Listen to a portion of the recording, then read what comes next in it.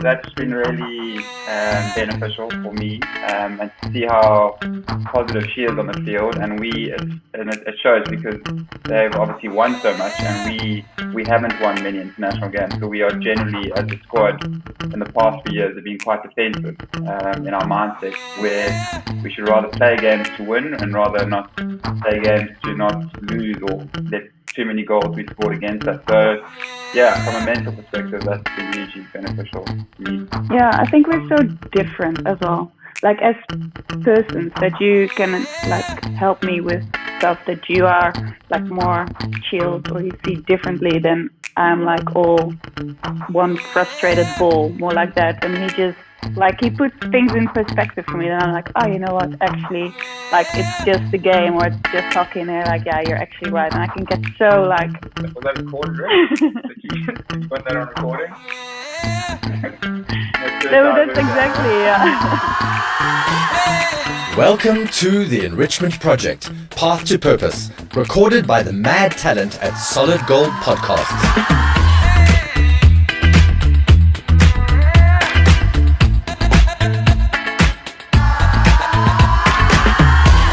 It is a series of unfiltered and insightful conversations with some of the most remarkable purpose-driven human beings who have all achieved, created, inspired, triumphed, or challenged, and we have a great deal to learn from them. It is a quest to uncover and articulate the steps along the way to help you on your own journey of purpose. I am your host, Richard Wright, and I am delighted to have you with me. Thank you for the gift of your time. Let's dive straight in.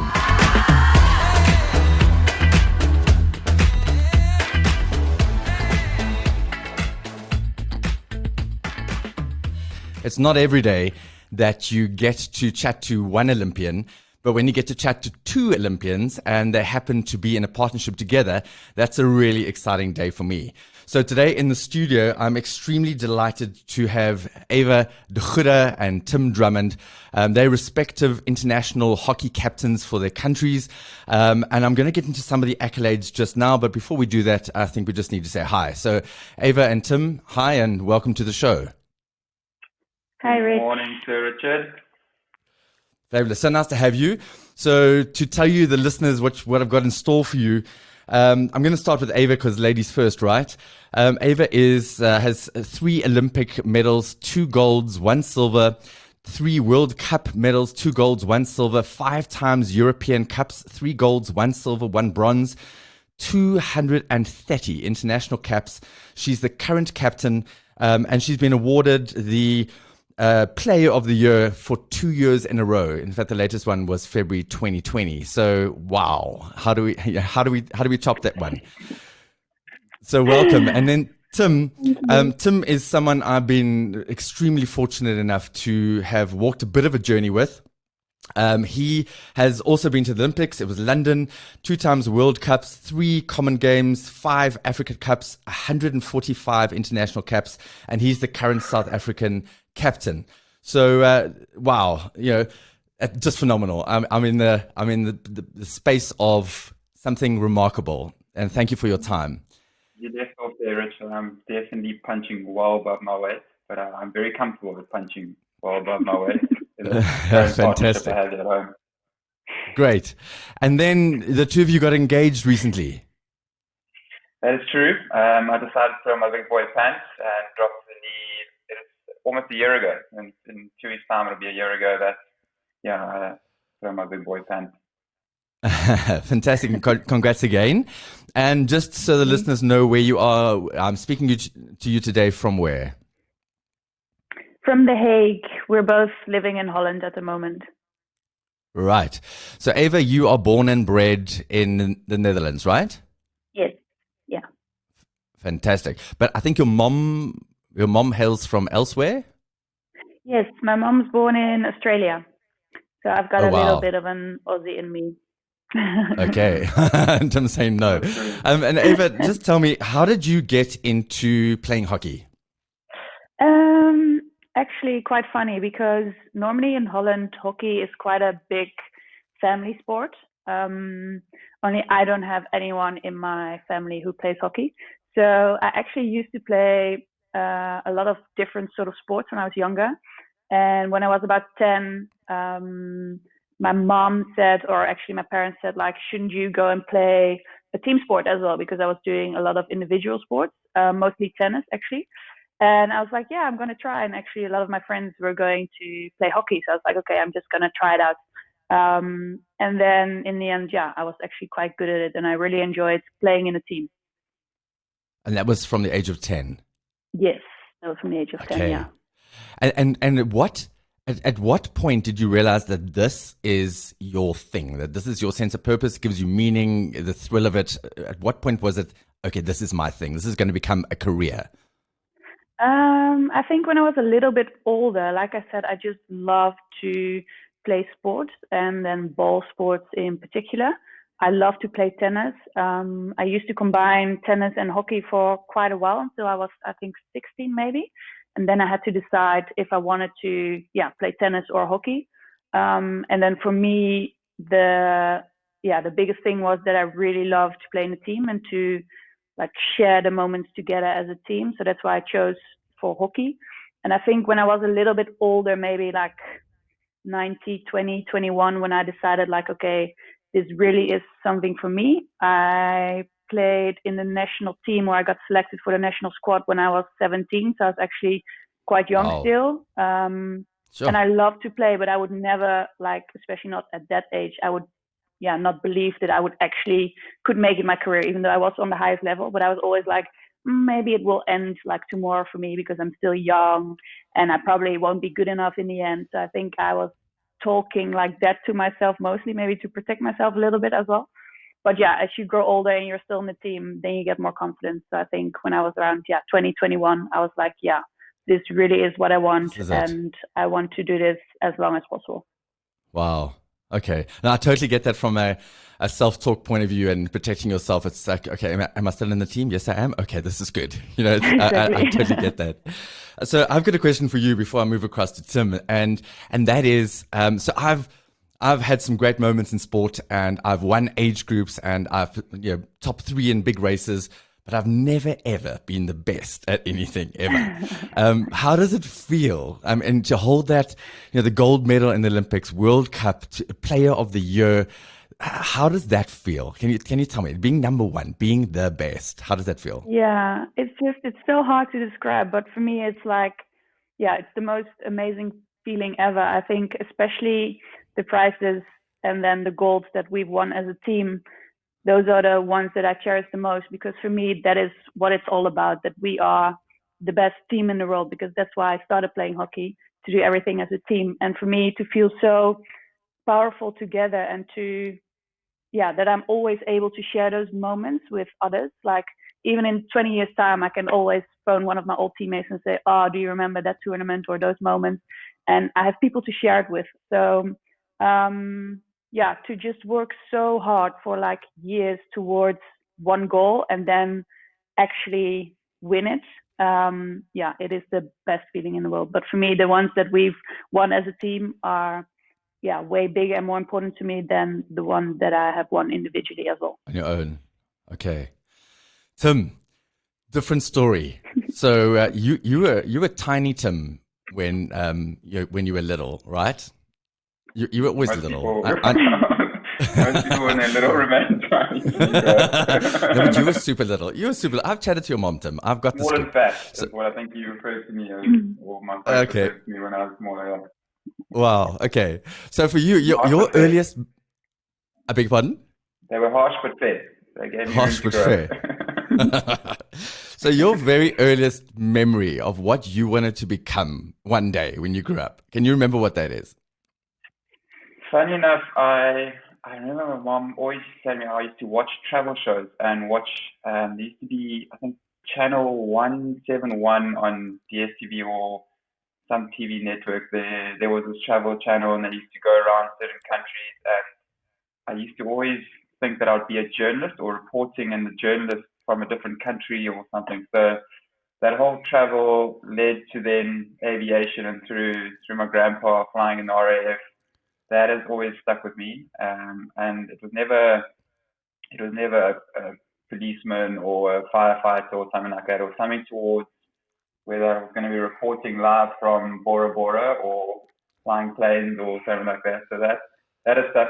That was always a childhood memory of where I wanted to go. Sport had nothing to do with that. Yeah.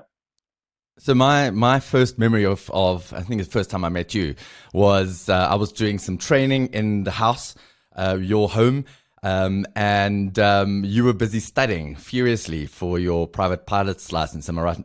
I think that's right. And playing hockey at the same time. Right. Okay. And the flying now? So the flying is on hold for now. One, because I'm broke, and two, because it's been a challenge from being here in the Netherlands, where I try to do some research in getting into the KLM Flight Academy, but I need an EU passport. That's just one of the requirements. But I still currently hold a PPL, private pilot license, and I'm just keeping that ticking over. So when I trying to go back home now in December, I'll do just a few flights to stay current with that license. And that license it's valid for 10 years. So if I can keep that going, then I will. But I need a commercial license to earn any money from flying and make it a career. Sure. Okay. And then one of the your things... races around South Africa, Rich, but you won't be able to pay me any of your Ironman races. Thanks, Tim. And from a sporting point of view, so I know that you've always been extremely talented. There's a bit of rugby, even though you were a little bit smaller than the average, and then cricket. Cricket was something that you were really good at. I think cricket is, this dream of becoming a national sportsman, and it was going to be cricket. And then what happened?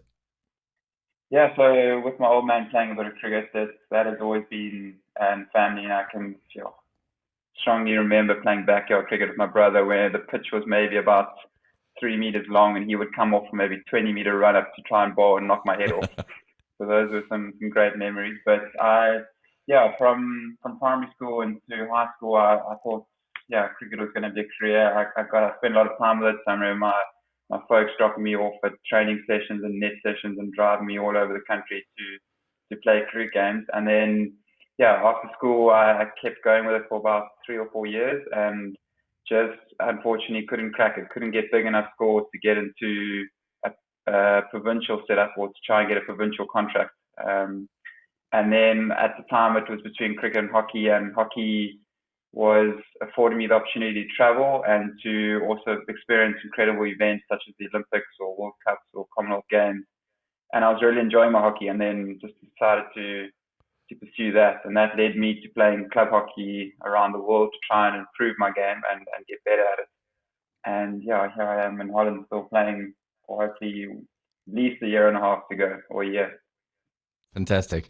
And you've been South African hockey captain for as long as I remember.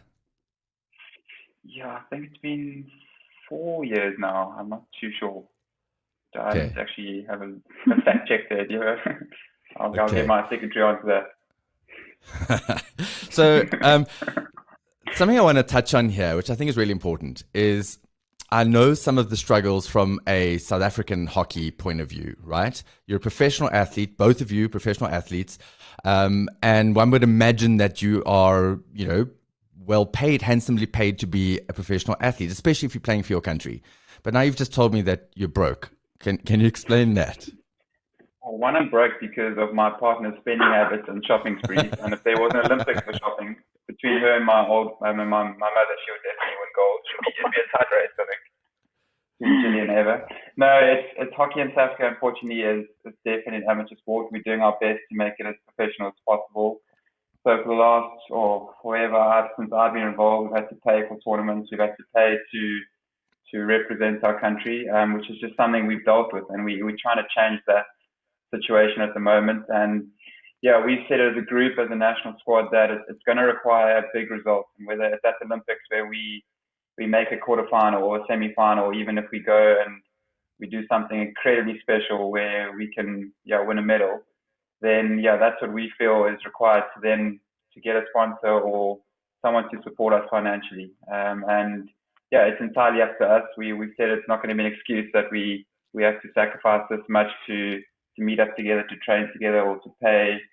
And we've had over this lockdown period as a national squad, we've had quite a few Zoom calls and meetings as a group, just saying what's required, and all of those requirements, interesting enough, come from ourselves. There's that cliche of control the controllables, but it's entirely, there was nothing about a lack of funding or financial issues. It was all about how can we be fitter, how can we improve our basics, how can we connect better and be more cohesive as a squad. So yeah, it's exciting. It's exciting for us that we've got this opportunity as a group, and hopefully next year happens with the Olympics that we can do something special. So to me, that's incredibly admirable. So here's this something that you extremely good at, surrounded by a bunch of very, very motivated team players. Very little funding. You have to get to practices. You having, I would imagine everybody's got some kind of job that they're doing on the side to support themselves, and still you've got this drive to win medals and to represent your country and just to get better at this thing. And that's amazing. And that really is the power of purpose. When you find that thing that lights your fire inside, the obstacles somehow, you focus on the goal, and that's what the goal is. And that's exactly what I'm hearing from you, is that there are obstacles, but more than anything else, the obstacle is what goes on between your head, your two ears, and it's cohesive team spirit saying, we know where we want to go, and that's it. Yeah, spot on. And with everything, with business, with life, everyone will have their own obstacles, and it's up to us how big we want to make those obstacles. We can minimize them and make them a little bit smaller to then jump over, or we can make them completely huge so we have to go around. But it's entirely up to us. And yes, we're going to need a bit of luck along the way, and maybe we have to work things out. Take a bit longer to work things out. Like we have players, half of our squad are based in Europe or the UK, and half are based back home. But then, like you said, it's communication. It's just working it out and not being part of the problem, but just being part of the solution and making it work. Fantastic. Spoken like a true captain too. Eva, just from your side, your journey is completely different, right? Yeah, it Can is. You tell me a bit about that? From the support, from the team. More medical staff than we have staff in general. Really? Wow. Yeah, no, I think it is very different for us compared to the South African men. I think the ladies as well, but yeah, it does put some things in perspective for me if I hear the stories from Tim about what hockey is like in South Africa. I think then we are very professional actually here. We don't really play hockey in schools here. Everyone plays for a club team. So even when you're younger, as kids, you can already start playing hockey here when you're, I think even like when you're 4 nowadays, Wow. The little ones, but everyone goes to clubs. So you go to school, and then after school, you go to your club to play tennis or play hockey, or we have everything at clubs. That's why the club system is so big here. We have clubs where we have like 6, 7, 8 astroturfs, so a lot of hockey fields, which is amazing. Wow. And yeah, I think the support that we have here, especially when you play on the highest level, is like, huge. Everything is so well arranged. If you travel, we don't have to pay anything ourselves. Even sometimes when we go out for dinner during a tournament or when we have a training camp, you get money so you can pay for your dinner, like that sort of stuff. It's so different compared to what they have and what they do. So yeah, we're very lucky with all the support that we get. And actually a lot of the girls in my team, some do study and some don't, some work and some don't, but we know that hockey is our number one. So if you have to play, everything else is like number 2 or even lower on the list. So everything is full for the hockey. And if you play in a national team here, you can't live overseas because you have to be here to train. Holland is, of course, it's quite small, so we are able to train a lot together. And that's what we do as well. So it's pretty much full time for us. Wow. That's a stark difference. It is. And that even, so hats off to you and those accolades and the medals. I mean, that just, I can understand how that happens. But as you say, it makes me have even more respect for Tim and the South African team, that they can get to the level they're at with what they've got to contend with. So, wow, again, it's purpose. It's incredible, at the end of the day. I completely agree. Yeah. You've made it this far, probably because the topic resonated with you. If you're wondering what the show is all about, listen to the trailer at the start of the season and find out how this show is going to help you along your own path to purpose. You've stumbled on a project that is all about purpose. Find out why the guests are all so vastly different, but yet all have so much in common. Hop on board this journey with me, follow the Enrichment Project so that you don't miss out on a single episode, and share it with, well, everyone. We are all looking for more meaning in our lives. If the show speaks to your identity or the identity of your brand, consider sponsoring a season. Let's make the circle bigger. Back to the episode, and thanks for listening. So what I want to ask both of you as captains of your respective teams is, from a purpose point of view, the players that have got tons of talent but just somehow don't make it, or maybe don't want it enough, or just don't fit into the team vibe, is that a thing, or is it not really? No, it definitely is from our side, and it's all, we hear it thrown around nowadays like culture and team culture and what team identity is, and it's something, a sense of belonging. And if I find that someone doesn't value the environment they're in, then I think they might go a separate way. And that's what's so important for us as captains, to try and get everyone to be so clear on what their role is and what the value they bring to the team and what they contribute. And I even got a situation with, when you mentioned this question now, what happened last night at training in our club environment. I got a young player who is so gifted and talented, but his attitude-wise it doesn't resemble his talent, and he doesn't listen, he doesn't partake in the real team culture of it. And it's going to be a journey for me. I'm not captain of my club side, but I feel responsible for trying to get this teammate of mine to just buy into what we as a group are all about. And I feel once that triggers in his mind that the greater team environment is way more important than him maybe looking good on a Sunday during a match day, then it's gonna really improve his game and help the team. Oh, that makes a lot of sense. I guess it's that whole principle of us comes before me, and putting your ego aside. Definitely the case. Eva, your experience from that point of view? Yeah, I think it's similar with us as well. It is definitely, you have to put the team above yourself, if that's a correct way to say it.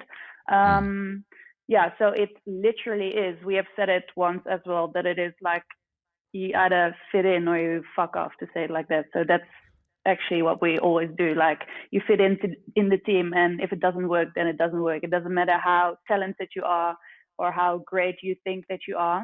You have to fit in the team, and otherwise, it's not for you. And that is the power of the team. Pretty cool. Yes. Yeah, exactly. Oh. Okay, so let's bring it down to the two of you. So amazing to find somebody with that same fire burning inside. Amazing to find somebody who has a shared purpose, who is as obsessed with the same thing that you are. But I would imagine that comes with some challenges. You play for respective teams, you're traveling around the country, whose needs come first, different times, I would imagine. Are there struggles? Tell me a little bit about that. I think we're fortunate in the way that we have. Let's see. Some very gingerly, like looks across, like okay, what can I say? What can't I say? No.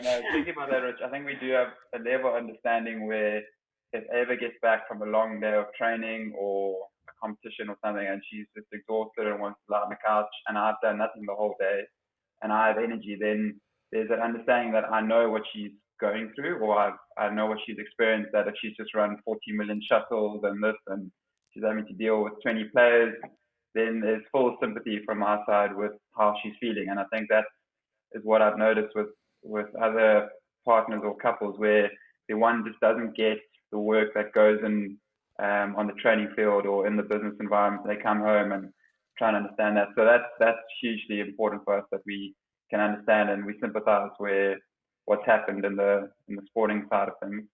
I think you've been there. Yeah, so we've been there, and I get it, and she gets it when I've had a terrible training or things just haven't gone well. But then we try and not let it linger on at home for too long. If we do discuss it, then it's boom, discuss it and move on, or straight away get into Netflix or some form of series and and just relax and try not bring it home and let it linger on for Let it fester. Yeah, I would imagine also it must be quite cool to have somebody who is an expert looking on from the outside of the field, who can really look at things from a professional expert point of view and offer some suggestions or help, or is that not helpful? Yeah, definitely. Yeah, I've got one of the best giving me pointers and giving me advice, and we have different ways very similar ways of how the game should be played, but completely some different ideas, and that definitely helps. So where I would think of a situation and how to maybe attack on the field, she would give me another point of view on how she does it. And you attack. Yes, I attack. So yeah, that's been really beneficial for me, and to see how positive she is on the field, and it shows because they've obviously won so much, and we haven't won many international games, so we are generally, as a squad, in the past few years, have been quite defensive in our mindset, where we should rather play games to win and rather not play games to not lose or to defend. Too many goals we scored against us. So yeah, from a mental perspective, that's been hugely beneficial to me. Yeah, I think we're so different as well. Like as persons, that you can like help me with stuff that you are like more chilled or you see differently than I'm like all one frustrated ball, more like that. And he just like he puts things in perspective for me, and I'm like, oh, you know what? Actually, like it's just a game, or it's just hockey. And they're like, yeah, you're actually right. And I can get so like. Was that recorded, right? It was recorded. so help me out. Yeah. So help me out here, just so I understand a little bit. I know that you play different positions in your respective teams, right? Yeah. So Eva, you in similar. What position do you play? Similar, midfield / free defender, sort of. We're both free defender for our national squad. True. Yeah. Okay. So that's you're similar. Controlling a lot of the flow of the game? Yeah, correct. Yes. Yeah? Which is obviously a really good position. What you try and do, which is obviously a great position to be from a captain point of view, right? So you're controlling the flow, you're looking to get this overview idea of what's going on in the field. Or is that not always possible? Yeah, it is. Yeah, I think you're correct in saying that. Yeah. I agree. No, definitely. Yeah, it's definitely a position which, you do receive a lot more ball, and you do have an opportunity to influence how the team plays. Okay. Fantastic. So one thing I didn't mention earlier, and I think I don't want to let this opportunity slide by, is that I've been fortunate to meet a lot of really top sports people in my life. And there's a very stark difference between the ones who are extremely good, but know they're extremely good and have the attitude to match, and others that are extremely good, but yet stay exceptionally humble, and down to earth and accessible. And both of you are exactly that. And it's always been, ever since the first time I met you, and Tim always, it's the thing I think I've admired most about you is your ability just to be you, to stay you, authentic, professional, but authentic and real and accessible with zero attitude. And I just want to acknowledge that's an amazing thing. Thank you, Serge. Thank you. Yeah, we're both fortunate to have parents who have installed some solid values and morals in us, and we will be the first to call out each other if we feel that you're completely off the mark there, or if you're over the top and bring it down to earth. So we've been lucky in that sense of it. I really enjoy that. And Tim, obviously your mom was a hockey coach, right? Yes, hockey coach, hockey player. Huge fan of the game, and tries to watch all our games. When so that coaching ethic as well. Yeah. No, even though you might see her chatting to someone during a game, she's definitely got one eye on the game, I think. She's missing nothing. Well, I remember the last time I saw you play, and as Ava was talking about that, the 8 or 10 different AstroTurf fields, one club, and the last time I saw you was at Randburg Astro. That's one AstroTurf, and everybody plays in it. That's it. It's just one. But it was an amazing feeling just to watch you play and to have you represent, and it's just quite something. So I can only just imagine how proud both of your parents are of you. So, and I want to ask another question, and this is a big one. So, both of you is a rarefied existence of being at the top of the pile in your countries and being captains, and that's phenomenal. But at some point in time, that ends, right? And what happens then? What happens to the sense of wow? And I've chatted to one or two people who have retired from international Ironman and at the top of their game, and then they leave Ironman, and it's hard because you are recognized, you are celebrated, and all of a sudden somebody else is there getting the limelight, and you've moved on. And what's next? Tell me what comes next. Yeah, for us in the South African men's setup, we are fortunate in the way that we know it's an amateur environment, so we are continually pursuing studying or a career or something to support ourselves after hockey. Hockey just can't, it doesn't support us. So that's where we're fortunate that guys are either studying to go into a certain career or they're currently within a career. So as soon as hockey's finished, you just hopefully transition straight away. That doesn't mean that the challenges of routine and all of this competitive environment that we've been in for so long, that definitely has effects. And yeah, I think mentors are hugely important within that transition and to help you transition from the high stake environment of an elite athlete to go into whatever career you're going into. And yeah, I think you'll be incredibly fortunate if you can leave on your own terms. I've got a lot of friends who have left on terms that they didn't plan, or whether it was injury or just didn't get selected. So yeah, we're fortunate that we are going to try and give the Olympics a go and then reassess from there. But yeah, that transition period is something where I feel we really need to seek advice and be vulnerable with people that we trust and say, hey, how did you do this? What solutions work for you? And do you have any advice for me going forward? Because yeah, it's definitely, I'm fully aware that it's something, the sporting career is a very short space of time, and it doesn't define us, or especially doesn't define us as people.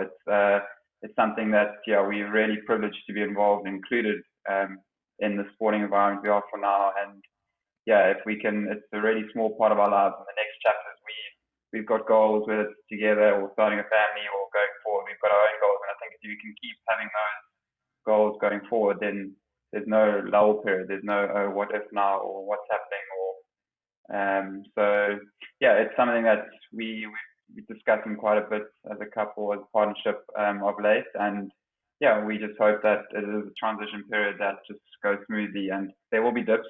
Naturally, there will be some really low moments because we will miss it. But I think if we can strive to leave on our own terms, then that's a incredibly fortunate situation. Yeah. Thank you. A great answer. And Tim, for you, I mean, do you see hockey in the future and still staying in the game, or still staying a part of that, or is there some sort of cognitive? I'm going to shift away from that into something else, whether it's a pilot, whether it's another career somewhere else. I definitely think I will shift away. I'll definitely also then, on the contrary, say that I'll be giving back in some form, whether I'll be staying involved, whether it's foundation work or development of the game in South Africa, or whether I'm in here in Holland and growing the game, because I know how much it has given to me. In my last sort of 12 years as an South African player, I've been very, very fortunate and blessed to have the game give me so many relationships and so many experiences. So yeah, I will definitely be supporting hockey in some form of way. I can't see myself going into the coaching role or coaching environment. If it's an advisory role, I think I would enjoy that. But I'm also looking forward to say, okay, that was an incredible chapter, and I'm quite excited about going into something. Yeah, I'm also someone who also likes to have a few Step things. around. Step around is a slightly loose term. But I like to keep myself interested with a few projects. Okay. And Eva, for you? I think I'm a little bit similar, even though I wouldn't say that I would definitely step away from hockey. I really enjoy the game. So I would maybe, not really a coaching role per se, but I do love the tactics. I do like that sort of stuff about hockey as well. So maybe more like an assistant role or a manager's role, however I can still be involved, I would maybe in the end, maybe not straight after I retired, but maybe a little bit later. Bit of a Just gap.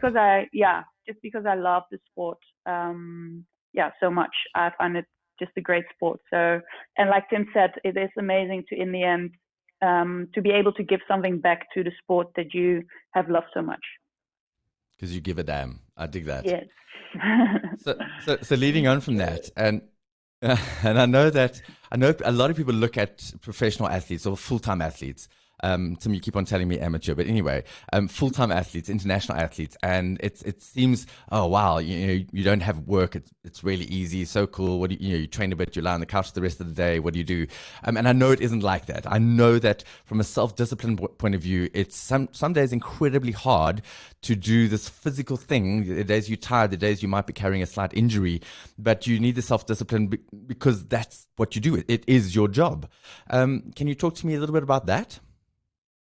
Yeah, it definitely requires that discipline, and you know that from first-hand experience. But I think as much as it's physical, it's a lot to do with mental and emotional. The older I've got through my career, and I take an example from the Olympics, and there's a post-Olympic depression that gets thrown around with the athletes because you're in such an incredible high adrenaline environment for 2 weeks where you have a food hall open 24 hours a day. You have medical care. I had a root canal done at the London Olympics.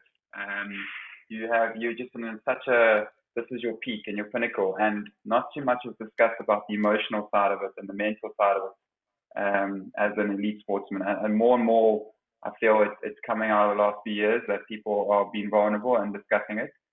But yeah, so much goes into it where it's sort of unnoticed, and yeah, that's that awareness of the mental and emotional side of it. I think we as a national squad are discussing that more, and guys are feeling a bit more comfortable to say, hey, I'm actually going to go to a psychologist now and just chat about it and solve a situation I have there, because yeah, we know everyone's dealing with problems, and then we will see straight away his mood will change and he'll come onto the training pitch and he'll be a completely different player.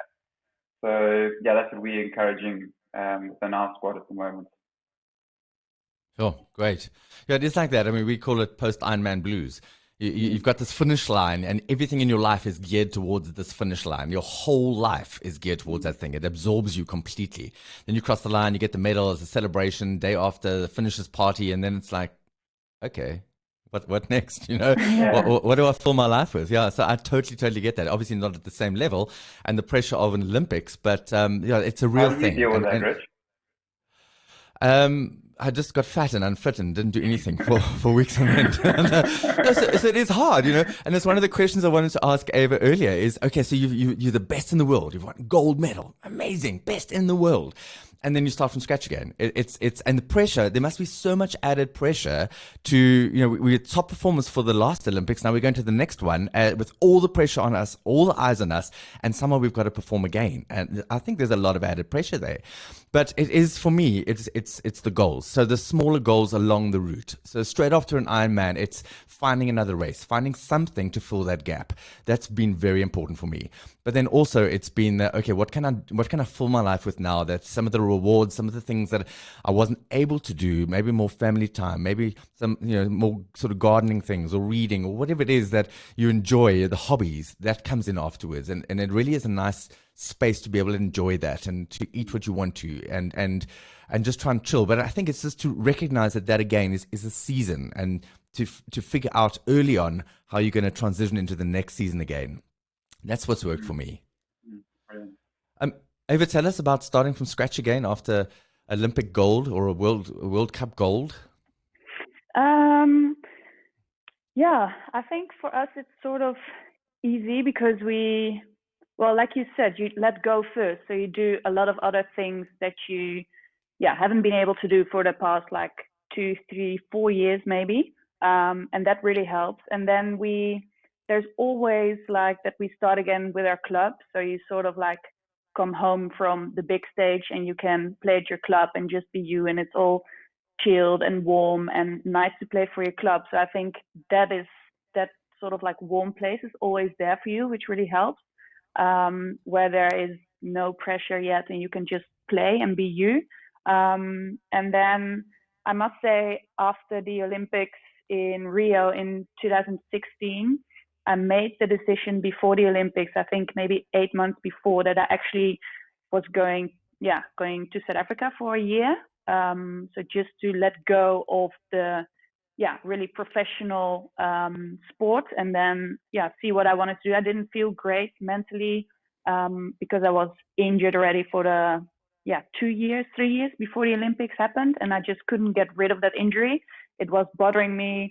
That's why I mentally didn't feel great as well. And I decided, okay, I'm gonna try and go for these Olympics. But then after that, it's done for me. It was a bit scary as well because you sort of make a decision to step out of the whole professional side of it. And then you have all these questions like, will I even get back? Do I even want to get back? How will I feel after?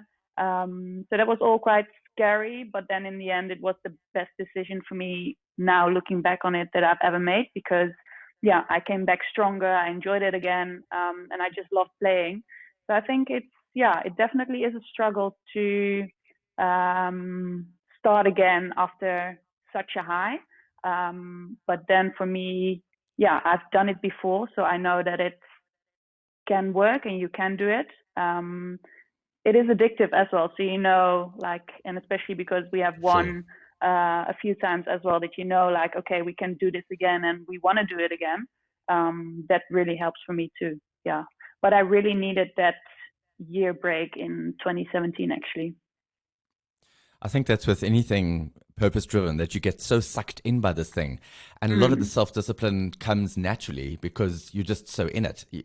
So a lot of people ask me about self-discipline. How can I improve my self-discipline? And the first question I say is, well, why doesn't that come naturally? Why are you having to force that or push that? Why are you having to drive your willpower? I don't think you want this thing enough. When the level of discomfort gets high enough, we change things, or when we want it enough, then somehow we find it. So that's a different conversation to have. And that really is about the purpose, is why are you doing this thing? What does it mean to you? And if it means enough to you, then the self-discipline comes naturally. But yes, you're right. We get so sucked in that there's a time we need to take the foot off the gas. And whether it's an entrepreneur, businessman, captain of industry, captain of teams, whatever it is taking your foot off the gas and actually coming up for air, I think is really, really important. So, hats off to you. Kudos. That must be quite a tough decision to make, especially coming after a high like that. And as you say, it does. It makes us stronger. Every time we get back up again, we rise stronger and more resilient. So, hats off to you. So I've got one last question for you, and I could chat forever, but the time for a listener here. So if you had to give somebody advice, somebody who's feeling a little bit purposeless, they haven't quite found their thing, they want to dive in, but they're holding back because their idea of purpose is this being a captain of an international team, or being, going to the Olympics, and somehow it's okay, what is the trajectory between there and here, and I think the purpose is that it's tiny little things that just start somewhere. But what would your advice be? I find it so hard because I was actually saying to Teach, like, I'm not even sure if I have a purpose. Like, if I really think about it, for me, it is like, I really love the game. And if I go back to as a kid, like, why did I start playing hockey? It was because my friends were going to play and I wanted to try it. And then I just fell in love with hockey. And I fell in love. Why did I fall in love with it? It was because I love to play together as a team. And of course, I love to play with a ball and with the stick because I really like the game already. I like to play the passing game. I like to do little skills, like all of that I love about hockey. So I think for me, if you find that passion, that you love something so much that you want to live for it, that's what you want to do, then I try to just sort of like break it down, as in, why did I start playing as a kid? Because I loved it. And that is for me sort of why I'm still playing, because I still love to do it. If that makes sense. So this is really important, and you've hit the nail on the head here. So one of the steps in the path to purpose is research your obsessions. So I've identified that we all have these things that we become obsessed about, we fall in love with, And for a lot of people, it's the idea of, but I don't know that I can make money from this thing. So there's Tim. I don't think I can make money from this thing I'm obsessed about and really, really good at and love. Well, I'm going to go along the journey and perhaps there are going to be other things. So that's slightly different, but I might be a gamer and I might really, really love gaming. I was a massive Clash of Clans fan. I have 4 different devices in front of me, and I'm not going to make money from that, but I've got to figure out, why is it that I love this thing so much? Why is it that I don't go to bed? Why is it that I'm still in my pajamas at 2 o'clock in the afternoon because I've just been playing Clash of Clans? What is that? So I think for you, going to the next level, this is something that's I'm going to follow with interest. The advice the headspace I would love to get into with you is, why is it, and there's a lot of that stuff that you've brought out now. I love the game because it's team. I love the passing. I love the interactions. I love that. So how do we take this thing on the other side of hockey into the next thing? So you might say, I don't think I found my purpose. Well, I'm going to disagree. I think we need to look at purpose differently. We need to reframe it. And purpose really is what gives me meaning, what gives me joy, what makes me feel happy. That is purpose in itself. Something bigger than myself, which is why you're the captain of the team. I can tell you that now.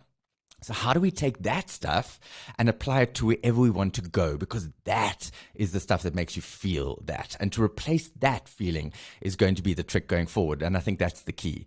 So I really, really dig that answer. It's a great answer. And trust me, you've got purpose in abundance right now. You really do, even if you don't name it that. So thank you. I appreciate that. Do you have any tools for that? To try and assist the people to replace that purpose, or besides just trying to just go for it and pursue it? So that's exactly what this interview is about, and thank you for asking, Tim. So there's a book that's going to come from these interviews, and the book is called The Path to Purpose, and we're going to follow sort of 6 steps along that journey. And the first is identifying the things that make you feel happy, give you meaning, make you feel joy. Just identify those things, whatever they are. And you might not think that is your ultimate purpose in life, or that's going to lead towards purpose, but it's little steps along the way. So it's that, and then researching your obsessions. And I didn't ask you that question, and we've run out of time a little bit, but the next question is, or the next step is to implement your eulogy. So if I told you both that you had 12 months to live, and there are 2 things. Number 1, what would you fill your time with in the last 12 months of your life? And number 2, what would you want people to say about you when you're no longer here? In 12 months' time, that eulogy, that person that stands up and talks about you, what would you want them to say? And what that really is those are objectives, those are goals, these are the things I still want to become. Because very few of us are ready to say, okay, I'm ready to die now. And you can just, whatever you can tell people that I was, an international hockey player, and I was Tim's fiance, or I was Eva's fiance, and I'm cool. I'm a good human being, and those are amazing things for people to say about you. But what would that be? And that's part of the path to purpose. Is where do you want to go? What do you most want to be remembered for? So I'm going to finish this interview off by asking both of you what that would be. What do you most want to be celebrated or remembered for, ultimately? Funny enough, we've actually had that discussion about the eulogy, Rich, and I've done one, and Eva fears doing one just because of the thought of it, I think, and maybe me passing away or myself having to do one. So I'd like to hear her answer. I've never heard yours. You never read mine. I think I've... Did you write it down? No, I've written it down here. I haven't sent it to you. Or you didn't want it to be. You didn't want to read it. Okay, team. Can we focus? Concentrate. Focus in here. I don't know. I find it so hard. You should answer this one. It is. It's extremely hard. Yeah, I don't know. I thought it was quite easy when I did it, in a way, because it gave me so much perspective. It was like, okay, hockey is not everything. And where at that time I was convinced that what I was dealing with within hockey was just consuming me, and I was getting stressed out, and there was anxiety over certain things and maybe going to Olympics or something. And then I remember doing this exercise about the eulogy, and it really did simplify what I wanted to stand for and what was really driving me, and like you say, my purpose. And it was about us building a family, however that happens, and then seeing how that family grows, and then getting to an age where we can both sit back and be sipping cocktails somewhere, or doing something where we are comfortable that we've lead our children in the right way, and they are then be able to live a life that they would like to live through our guidance. But it really did simplify like that. It was something where I started off like, Tim hates attention straight away. I want someone to read that out, and he also wanted to make sure that this memorial or function is a party, and it must be a celebration, and there must be tequila flowing around everywhere. And it was a fascinating exercise, and I would encourage all your listeners out there to do the exercise, and to discuss it and go in depth, because it really, for me, it did simplify what was important and what mattered, and where you spend your time. So for me, it was slightly easier. Obviously, when somebody tells you you've got 6 months to live, you go there. You really do go there, and you've got very little time left. So that was a gift. And then that was in solidifying what I want to do. And that's when I resigned from the job I had before and said, okay, that's it. I want to go enrich people's lives and just add value. That's what means something to me, right? So for me, and that sense of purpose is huge, and that's why we're chatting. It's amazing. And that's part of that, is trying to help other people with theirs.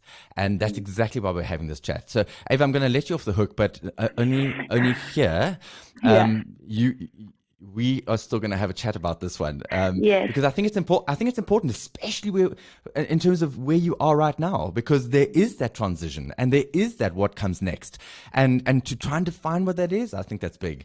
So we're going to chat more. I agree. But I'll send you mine. Good. Please do. Thank you.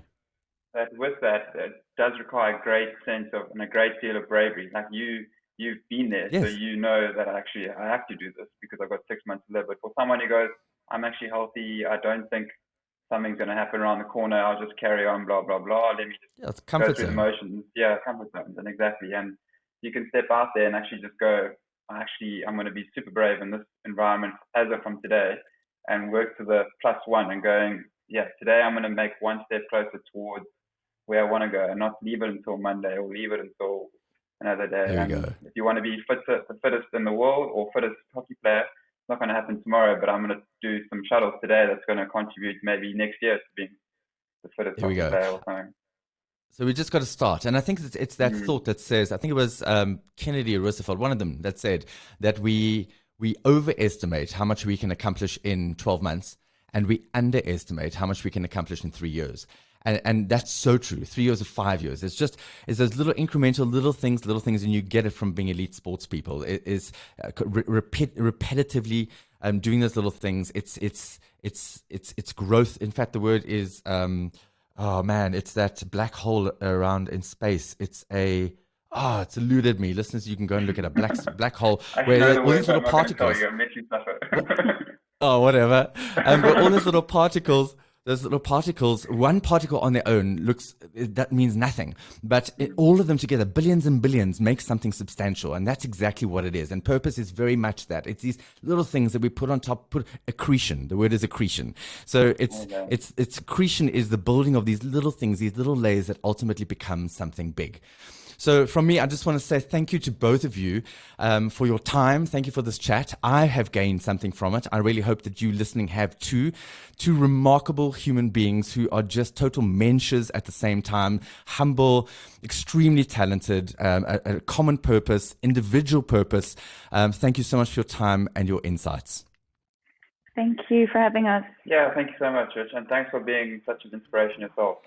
You've got a huge following and a huge backing, and you inspire and influence so many people. So it's been a privilege to share your time this morning. Thank you. Thank you both. Cheers. Thank you for staying right to the end of the episode and for joining me on the Enrichment Project. Before you go, please share this episode with your friends and your colleagues. They will thank you, I'm sure. Remember that you can catch each Path to Purpose episode by watching on YouTube, or if you prefer, on your favorite podcast app. The link to my book, The Power of Purpose, is in the show notes. Please go and check it out. It's a rad account of my own story of purpose and resilience and my fight against brain cancer. I finished 6 full Ironman events, a number of multi-stage mountain bike races, 9 Ironman 70.3 races, including the Ironman World Championships, and a bunch of other endurance events, all with stage 4 brain cancer, because I wanted it that badly and getting to the finish line meant that much to me. As a professional inspirational speaker, business and life coach, author and storyteller, I'd love to add more value to you or your organization.